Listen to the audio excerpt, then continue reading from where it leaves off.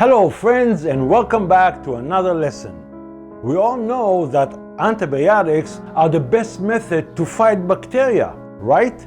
But who is the enemy and who is your friend? In early 2006, a reporter from one of the TV channels contacted me.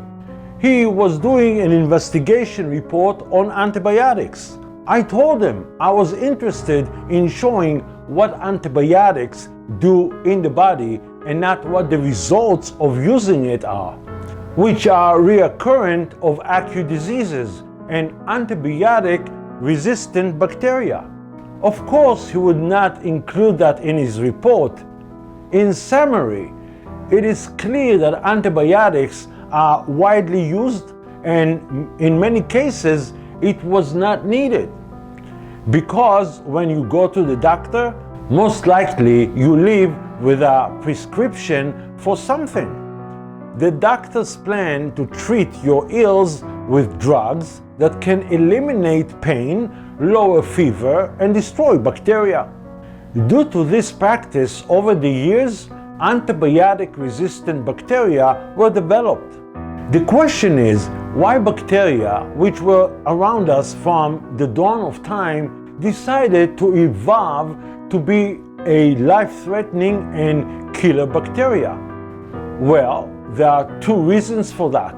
The first one is the doctor was taught to give a chemical-based drug as the only treatment for acute and chronic diseases.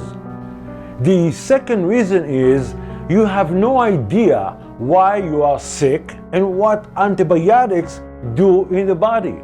You presume antibiotics were given you to destroy microscopic invaders called bacteria, who wants to make you sick and even kill you, right? But that isn't your fault at all, because if you just knew what is the role of bacteria in the body when you feel healthy or sick, and if you knew what antibiotics are actually doing in the body, I think you will reduce the visits to the doctor. I believe it's your right to know this information. Even if you are a layman, you can easily understand what I'm going to teach you. Are you ready for some history? For centuries, science has been looking for the cause of diseases. Until the 19th century, scholars did not realize that the cause of most diseases were from the environment contamination, mainly due to harmful pathogenic bacteria in the water and food supply. Also, there was a lack of knowledge in personal hygiene. Back then, doctors did not wash their hands between operating on someone's in one room and then delivering a baby next door. At that time, many babies died after birth, and many patients died due to a spreading bacteria and infections in hospitals.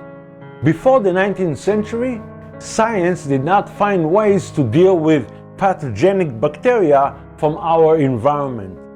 Louis Pasteur, the father of microbiology, claimed that bacterium is the causative agent of infectious diseases and it should be destroyed. From there on, science was on a mission to find the silver bullet to destroy pathogenic bacteria. Theoretically, Pasteur was right, but this practice was a mistake, and the results are excessive use of antibiotic and vaccine. Dr. Pasteur continued his research and was on a winning path in a battle against infectious diseases. He discovered 3 bacteria that were responsible for infections: Staphylococcus, Streptococcus, and Pneumococcus. Although the number of these bacteria increases during illnesses, but the same bacteria are present in the body in smaller numbers even when we are completely healthy. Candida, for example, is also found in the body naturally.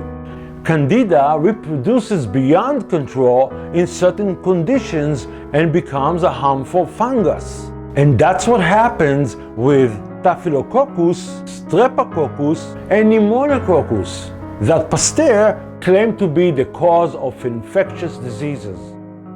Prior to his death, Dr. Pasteur admitted that bacteria are not directly causing infectious diseases, but science and Big Pharma did not address it.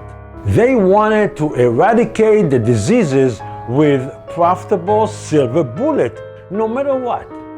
In the 20th century, many vaccines and antibiotics were developed. That raises the illusion that we are able to eradicate infectious diseases. Another issue that troubled science at the time was diseases caused by bacteria in spoiled food, especially products such as milk, cheese, meat, and bread. These products were spoiled easily because there were no preservatives or refrigeration. Here too, Dr. Pasteur had a practical theory to sterilize these products. The sterilization process to remove bacteria from food is called pasteurization, named after Dr. Pasteur. This process is quite simple. Heat the product for a few minutes and the product is pasteurized. Now the product doesn't have bacteria or enzymes. Milk is another great example.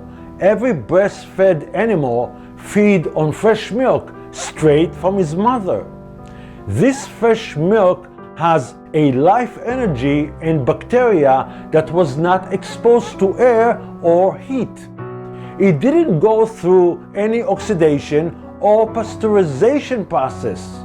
Take any living species, animal or plant, and cut its lifeline, and immediately bacteria start to decompose it.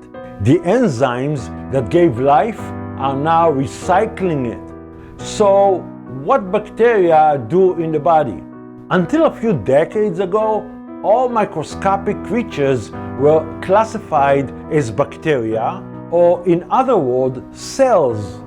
Now they are classified as nuclear and non-nuclear creatures.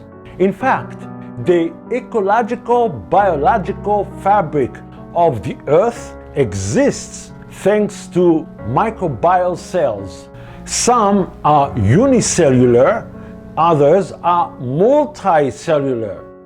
Some have nuclei and some have not. Most of these cells sustain their own life process: division, replication, and self-destruction. The human body, for example, is a multicellular. When different types of cells join to form tissue, tissues forms organs, and organs form systems. Those systems make the body function. Besides the human cells that make up our body, there is also a large number of bacteria cells. Science found in the body 10 times more bacteria cells than human cells. Many of them live in our gut, and without them, our health and well-being is not possible.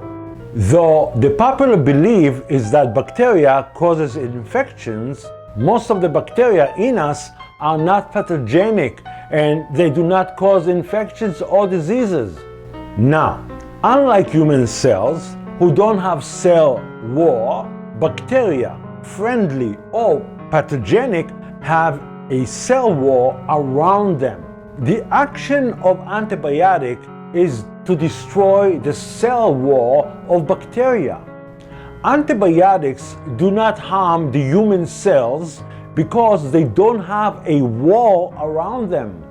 In the human body, especially in the gut, there are two types of bacteria. Most of them are friendly. We feed them with the food we eat, and in return, they feed us with their metabolic secretions. For example, the body cannot use protein. Therefore, protein is broken down into small molecules called amino acids. There are certain strains of bacteria in the gut that digest protein, and in return the bacteria secreted amino acids the body uses. A feeling of strength, resilience, and vitality signifies that those bacteria do their jobs, digesting food and providing the body with the nutrients it needs. Another type of bacteria that are naturally found in the body are considered pathogenics, disease-causing bacteria. Their presence in the body is very essential. That's why they are there. They are considered the cleansing workers of the body. Their job is to dispose of unnecessary garbage that has accumulated. When they go to work, the person gets symptoms of illness. Sometimes it lasts several days and sometimes longer. Those bad pathogenic bacteria that are naturally found in a healthy human do not cause disease. When they multiply to do their job, we feel symptoms of disease, mainly in the respiratory system, in the gut, lungs, throat, and sinuses. Most friendly bacteria perform various metabolic action that encourage and stimulates action of the body system. But also in the body, there are bacteria that are considered bad. Most of the time, their number are small and their activity is not even felt. There are a number of factors that cause them to multiply. The main cause is the accumulation of toxins that the body or a particular system in the body does not have the ability to get rid of. In any condition of an acute disease caused by bacterium, the person will heal after a while with or without antibiotic treatment. But are you aware of the results after using antibiotics to destroy the bacteria that naturally living in you? There is an excellent example. A child starts coughing and has a runny nose. There are several reasons for this. It may be a normal reaction to excess mucus that accumulated in the lungs and sinuses. Perhaps it's due to excessive consumption of dairy products, sugar, and other mucus-forming processed food. So it's difficult for the body to get rid of the excess mucus that keeps accumulating. Therefore, the bacteria that cleanse the garbage go to work. During the cleansing operation, the child will feel congestion in the throat and sinuses. He will cough and have phlegm and maybe even a mild fever. Nothing serious to worry about. So the mother sees her sick child and takes him to the doctor. The doctor does not take into account the reasons that cause the bacterium to multiply. He was taught in medical school the theory of Louis Pasteur from 150 years ago. Even though Pasteur admitted his theory was wrong, Big Pharma made a fortune teaching doctors to practice it. The word antibiotics means anti, which means against, and bios, which is life. Antibiotic is a chemical that destroys living bacteria by damaging its cell wall. Apparently, it sounds like a great idea to fight diseases caused by bacteria. But let's not forget that most bacteria in the body are needed for our well-being. If the antibiotic that was given to the child only affected the bacterium that caused the acute disease, there will be no problems. However, antibiotics are not specific in the effect on bacteria. Therefore, antibiotics can destroy bacteria which are needed for proper digestion and for protection of open orifices like the nasal sinuses, the lungs, intestines, vagina, stomach, and eyes, which all have mucous membrane that hosts many friendly bacteria associated with the immune system. How many times have you heard of one receiving antibiotic and a week later receiving another antibiotic because the first one did not do its job? Many times the doctor does not know why the antibiotic he gave did not kill the bacterium. That's why many times the doctor prescribes second and even third antibiotic. Now let's go back to the sick child that took antibiotics. First of all, the bacteria that was supposed to cleanse his body, thus cleansing the acute disease that made him sick, is dead now, thanks to the antibiotic. After a while, the child is sick again. That is because the body was not cleansed and the child returned to the same lifestyle, which continues adding to the problem. But now, after the first round of antibiotics, which weakens the immune system, the mother takes the child to the doctor and he prescribes antibiotic again. There is one thing in common to all this. An acute disease turns chronic, not because the immune system cannot deal with it, but because antibiotics weakens its ability to restore homeostasis. The greater number of times we use antibiotics, the greater the damage we may cause to the ecological balance in the body. Look at people around you. How many feels tired, unfocused, nervous, and sickly? How many have allergies to air, food, and the environment? And how many are addicted to sugar? This is because antibiotics also destroy bacteria needed for digestion. On top of that, the waste is still in the body. And in case of this child, the waste accumulates in the airways, especially in the lungs. The underlying cause of the problem was not yet being taken into account. The doctor still places the blame on the bacteria and he doesn't care why it comes back again and again. Over the years, the child may develop shortness of breath, sinusitis, bronchitis, asthma, and pneumonia.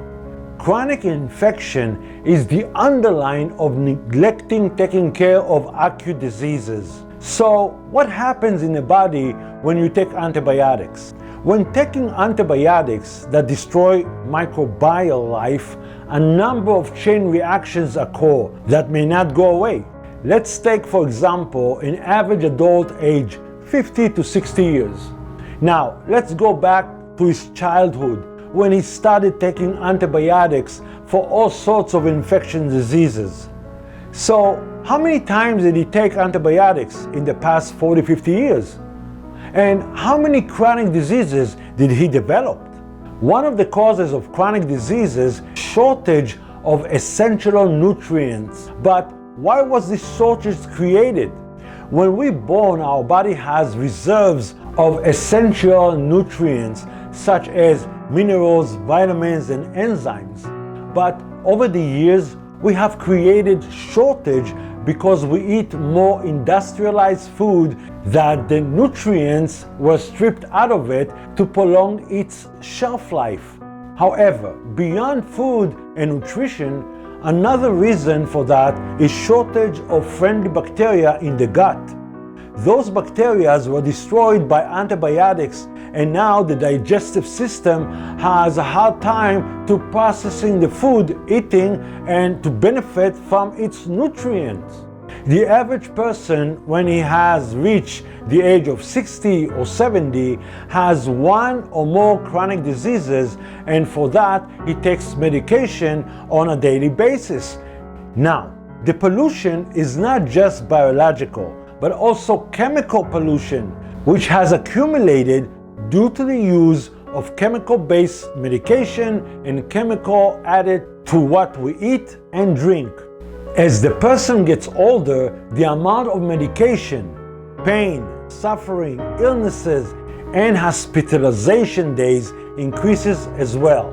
Science blames old age for multiple chronic diseases, where the facts shows accumulation of toxins especially in the bowel, liver, kidney, and lungs. Did you realize that when you unknowingly choose a chemical intervention with a natural process of the body in time of acute or chronic ills, the body has no ability or a chance to heal itself? I think that if you understand how the immune system works, you will be smarter with your choices on healing your body. That's why I prepared a special lesson for you to understand the simplicity of how the immune system works. And you need to know this information because we all know that a strong defense is the best offense, right? So I will see you there. Goodbye for now.